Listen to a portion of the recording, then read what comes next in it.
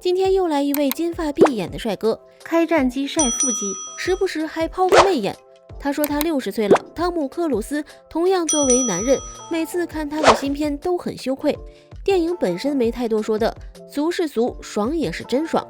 绝对是花了大价钱的好莱坞经典商业片范本。让人感慨的还是这个越老越有味道的男人。今年他重回坎城，遥想1992年他第一次走上坎城红毯，那时身边还是妮可基曼，与他共同出席的还有凯文·科斯纳、梅尔·吉伯逊、布鲁斯·威利等好莱坞明星，而他在法国这座文艺圣殿里还略显稚嫩。如今回望，其他名字渐渐从主流视野中淡出，只有不变不老的汤姆·克鲁斯映照着电影圈翻天覆地的30年。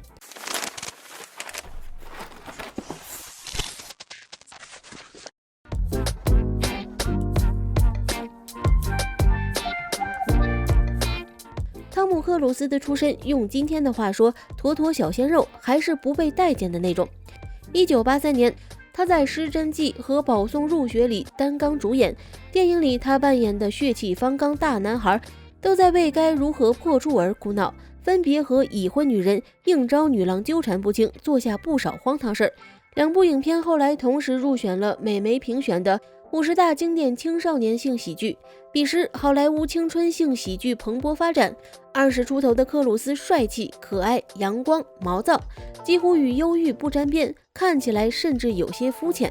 因为高中时期热爱摔跤运动，他身材健硕，不高的个头和不规整的牙齿让他的英俊接了地气，也使他看起来更像是容易被长辈轻易原谅的叛逆小孩。真正红透半边天，还要归功于1986年的那部爆款。卫报称它是好莱坞第一部不依托明星效应爆火的电影，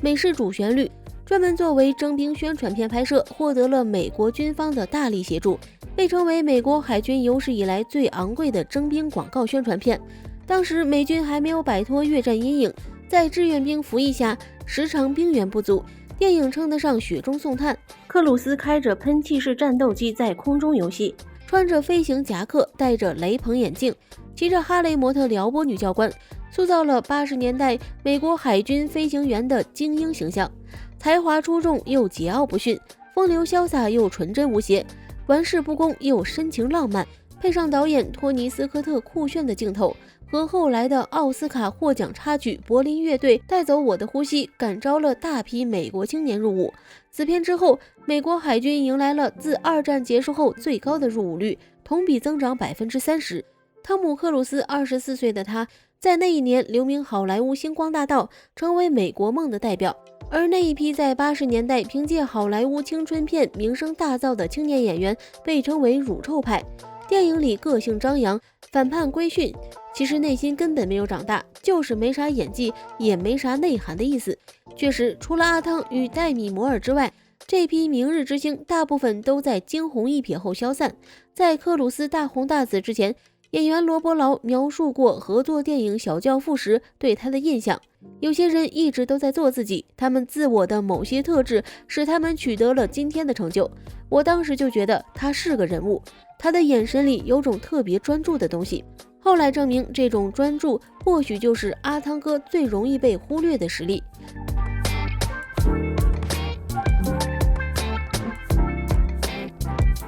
每一位靠脸出道的偶像派都渴望摆脱花瓶的名号，证明自己的演技，以获得更长久的艺术生命与声名。汤姆·克鲁斯不例外，他有个外号叫美国刘德华，刘德华也有个外号叫中国香港的汤姆·克鲁斯，两个人还恰巧相差不到1岁。这种奇妙的对应反映出了他们身为演员的相似性，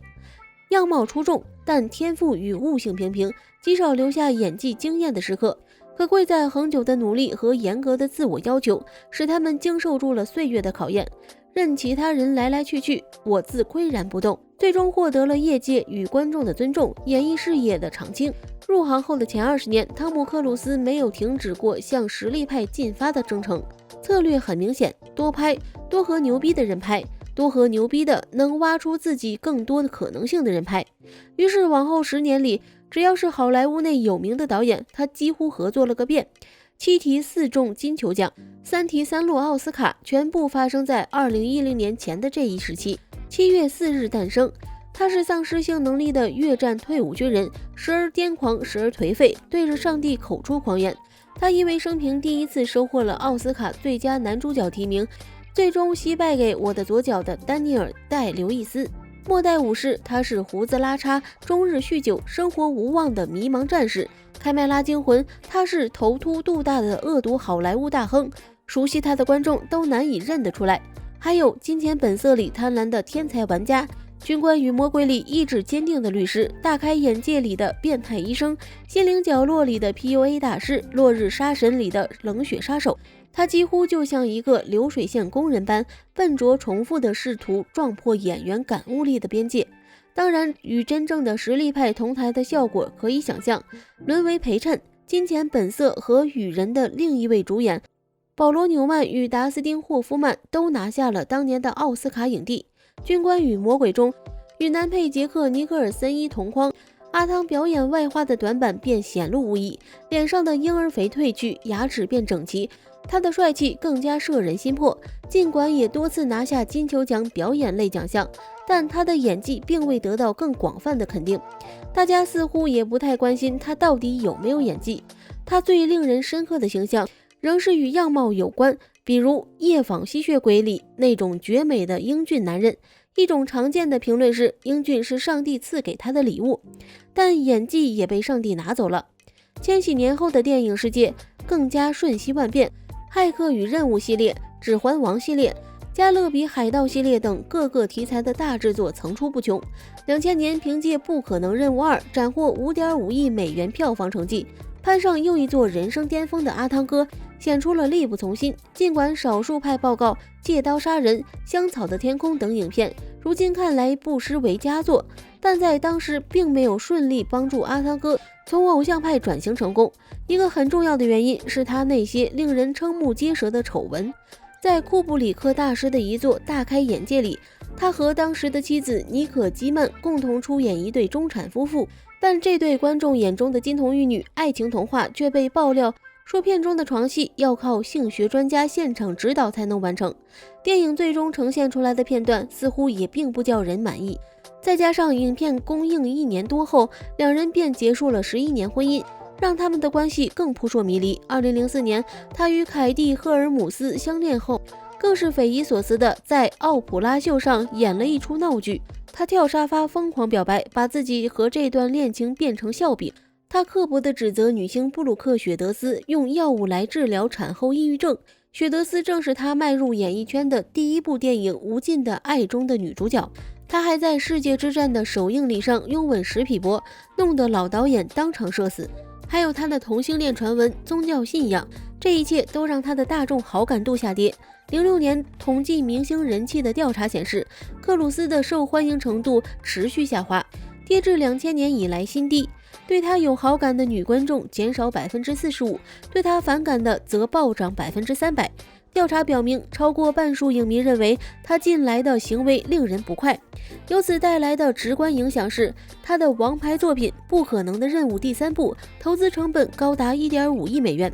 但在北美的票房仅1.33亿，远低于预期，也远低于前2部。与他合作了14年的派拉蒙在克鲁斯的公司签订新合同时，趁机提出将其分成大降低，导致双方决裂。汤姆·克鲁斯坠入事业最低谷。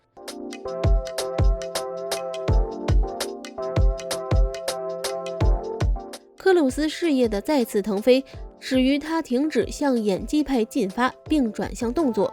90年代中期，喜爱同名电视剧的克鲁斯启动了电影版《不可能任务》项目。当时的他已有《雨人》、7月4日诞生、夜访吸血鬼等名作傍身，手握金球奖影帝，票房号召力极好的一线明星。他说服派拉蒙为他投资7000万美元，请来德帕尔玛导演拍摄了尚未形成他个人风格的《不可能任务》第1部，同时他也开启了自己的制片人身份，从此以制片人加主演的身份左右这系列电影的走向。一般来说，多数动作演员都是趁年轻时多打斗，年纪渐长后身体条件和观众审美所限，转型去拍剧情片。但汤姆哥反其道而行，这与他并非追求动作的好看，而更看重任务难度的升级不无关系。不可能任务的看点不在于打得如何，而在于打哪里。在阿汤哥的带领下，观众进行着全球各地海洋山川的华丽冒险。不可能任务3的惨败之后，时隔5年，他重启了这个系列。这一次，所有的宣传导向都指向了奠定他至今动作的电影基调，不用替身，真人拍摄，挑战人类极限，给你最刺激的体验。不可能任务4里，他在523米的高度破窗而出，用外墙攀爬世界最高的建筑，迪拜哈利法塔。不可能任务5里，他扒上空中客车 A400M 运输机，飞到约450米的高空。不可能任务6里，他完成了由专业跳伞兵才能完成的跳伞，从7620米高空跳下到609米低空才打开降落伞，还完成了驾驶直升机追逐打斗。这些动作原本都可以在绿幕之前完成，其他电影也都是这么做的，可阿汤哥的品牌不允许他们如此。为了让观众有更好的沉浸感，在拍摄跳伞镜头时，克鲁斯与导演决定不用剪辑，只靠绑在摄影师头上的镜头完成拍摄。为此，他一共试跳106次。当他从直升机下挂着的绳索坠落时，导演甚至听到了剧组人员大喊：“我们失去了他。”另一个系列特工片007主演几番更迭，观众或许对不同版本的詹姆斯·邦德有不同程度的偏爱，但更爱的无疑是这个 IP。可不可能任务系列问世的20多年里，导演换过5任，冒险的花样不断翻新，但观众最想看的始终是汤姆·克鲁斯扮演的伊森·亨特。其实每当他再次打出亲自披挂上阵的噱头，已经不再让人意外了。但当看到他又完成一项不可能任务，仍令人啧啧称奇。纵使其他电影特效看着再宏伟、壮观、不可思议，但从别的地方我们看不到他这样的。这也就是为什么他的动作片看起来和其他的好莱坞大片质感并不相同。拳拳到肉和令人眼花缭乱的超能力不同，亲自跳飞机和绿幕表演不同，重力法则与奇幻想象不同。这种拼老命的状态也使他难找二代。对于观众来说，真金白银的票房支持和打出8分左右的分数便是最大的支持。爆米花电影和续集往往很难得到品质的认可，这就得再一次说起阿汤哥的另一个绰号——好莱坞最后一位巨星。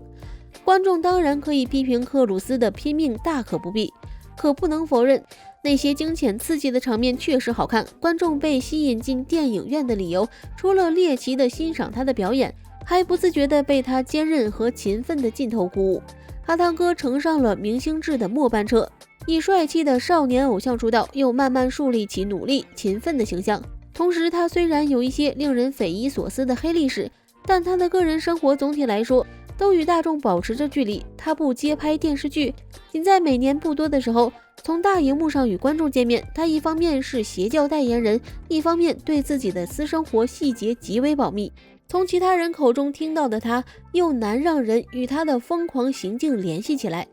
在那些丑闻之外，他似乎是个很好的人。他也努力让自己看起来像一个普通的、更有亲和力的人。比如，他会在走红毯时停留2个小时，只为多和粉丝聊聊。或许可以这么说，汤姆·克鲁斯拥有一个传统意义上电影明星所拥有的所有特质：魅力四射，有表现力，真心的投入电影，是独一无二的荧幕存在，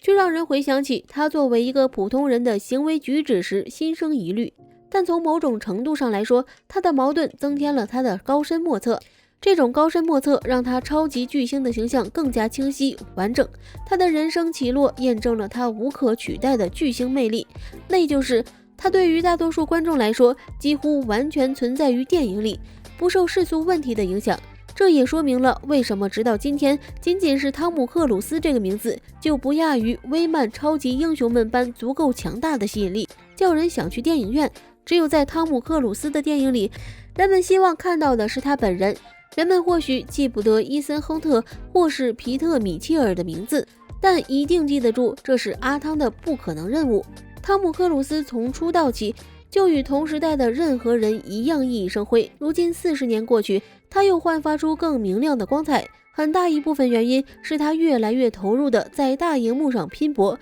努力又越来越多的在其他方面隐藏自己。这或许才是真正的电影明星，也是我们正在失去的电影明星。唯有进入那片黑暗里，才能真正了解他。